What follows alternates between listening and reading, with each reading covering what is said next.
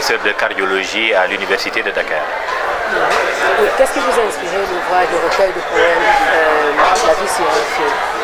Alors, si j'ai écrit ce recueil de 11 nouvelles, c'était pour poser une discussion sur l'éthique des soins et en particulier dans nos hôpitaux publics africains, puisque je crois que la médecine ou le métier de soignant sont vraiment de formidables métiers où on peut rendre beaucoup de services à l'être humain, mais je pense que malheureusement dans nos pays, les populations se plaignent beaucoup des conditions d'accueil, des conditions d'écoute, de la qualité des soins. Et il y a beaucoup de problèmes éthiques qui donc se posent. Et donc j'ai pensé qu'après plusieurs années de pratique de la médecine dans des hôpitaux publics africains, il était bon de témoigner pour dire voilà des insuffisances au niveau de nos hôpitaux, surtout en ce qui concerne la qualité des soins et d'un certain nombre de valeurs éthiques. Mais j'ai surtout voulu poser des questions pour qu'il y ait un vrai débat, pour que toute la société en général dans les différents pays africains et en particulier les soignants puissent aborder ces questions éthiques pour améliorer leur démarche de soins. Vous qui avez travaillé sur cette question, quelle est la cause?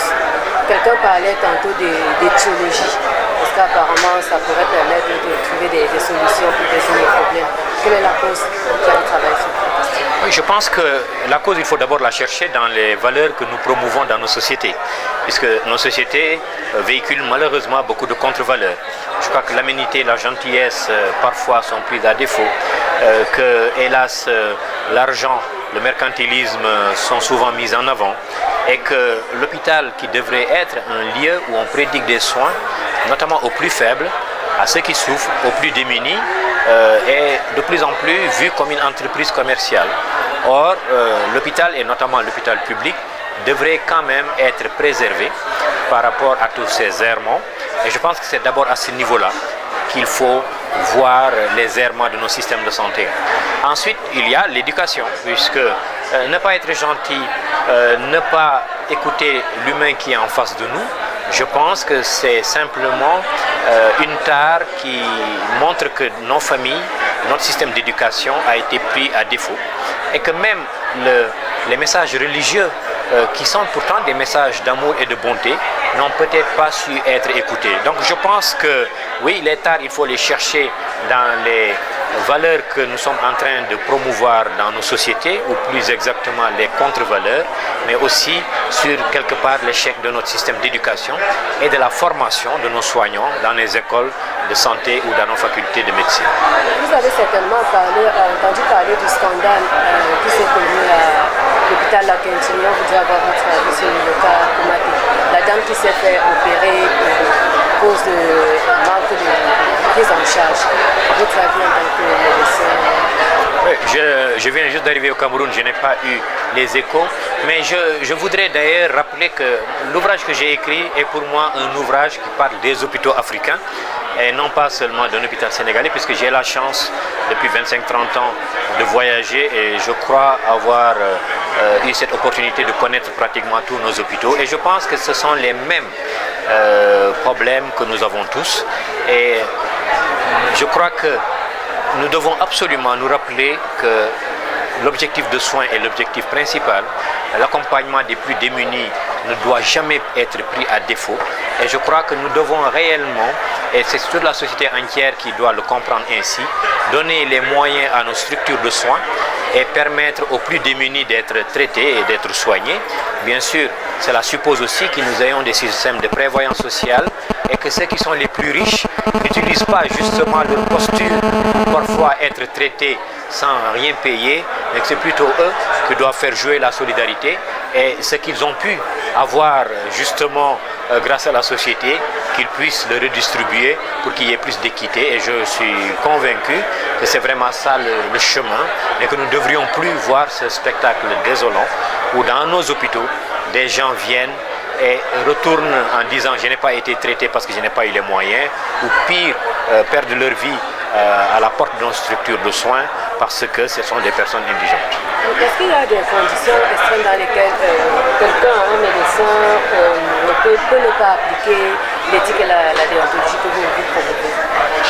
Oui, disons que ce qui est important, c'est de se rappeler toujours que ce que le médecin doit avoir en ligne de mire, c'est le respect de la personne humaine et c'est surtout aider celui qui souffre et à l'aider à lever cette souffrance.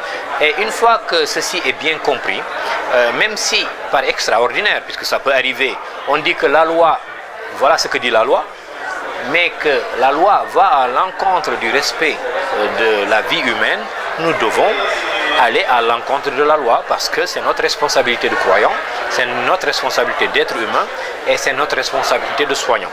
Bien sûr, cela veut dire aussi qu'il faut que la loi soit élaborée pour s'accorder à ce qui rend service à l'être humain, mais il faut que chaque médecin comprenne que si par extraordinaire on disait que ceux qui n'ont pas d'argent ne doivent pas être pris en charge parce que ça peut entraîner la faillite de ma structure de soins, j'espère en tout cas moi que les soignants ne vont pas appliquer cette loi parce que le faire, c'est simplement oublier qu'ils sont des êtres humains qui doivent donc travailler au respect de la dignité humaine. Oui, c'est qui le bon? Bien sûr, c'est celui qui essaie de comprendre ce que disent les valeurs morales. C'est celui qui essaie de connaître son code de déontologie, mais pour moi, il y a plus important que ça. C'est le médecin qui sait qu'en face de lui, il y a une personne humaine et qui dit donc que moi, j'exercerai la médecine avec honnêteté, avec amour, avec aménité, avec gentillesse. Pour moi, c'est par ces mots simples qu'on doit définir le bon médecin et non pas par des concepts très sophistiqués ou par des déclarations de foi. C'est simplement être gentil avec nos patients et exercer notre médecine de la façon la plus honnête qui soit. Et pour terminer, est-ce qu'il doit tout dire aux patients oui, alors c'est une question importante. En principe, le patient a droit à une information libre et éclairée. Mais vous savez que les patients ne sont pas tous les mêmes. Il y a des patients qui peut-être sont prêts à affronter la vérité, toute la vérité, et qui le demandent. Il y a d'autres patients chez qui fournir l'information, par exemple qu'ils ont un cancer avancé et qu'ils peuvent être condamnés au bout de quelques mois, peut plutôt être dangereux pour eux au point de démissionner et de se laisser mourir. Et donc cela veut dire que oui, il faut aller dans le sens de fournir des informations aux patients, mais c'est surtout comprendre le patient, comprendre sa souffrance, ses forces et ses faiblesses, et c'est en tenant compte de ça qu'on pourra lui distiller les informations qui vont l'aider à mieux affronter sa maladie et son projet de soins et non l'enfoncer. Et donc oui, il faut sûrement l'informer, mais il faut adapter cette information au cas par cas.